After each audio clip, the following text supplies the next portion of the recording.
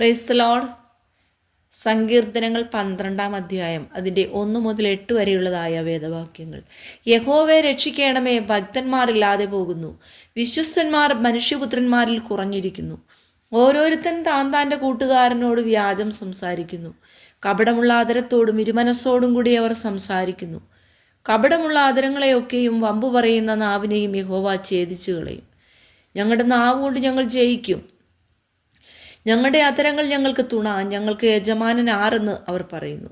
എളിയവരുടെ പീഡയും ദരിദ്രന്മാരുടെ ദീർഘശ്വാസവും നിമിത്തം ഇപ്പോൾ ഞാൻ എഴുന്നേൽക്കും, രക്ഷയ്ക്കായി കാംക്ഷിക്കുന്നവനെ ഞാൻ അതിലാക്കും എന്ന് യഹോവ അരുളി ചെയ്യുന്നു. യഹോവയുടെ വചനങ്ങൾ നിർമ്മല വചനങ്ങളാകുന്നു, നിലത്ത് ഉലയിൽ ഉരുക്കി 7 പ്രാവശ്യം ശുദ്ധി ചെയ്ത വെള്ളി പോലെ തന്നെ.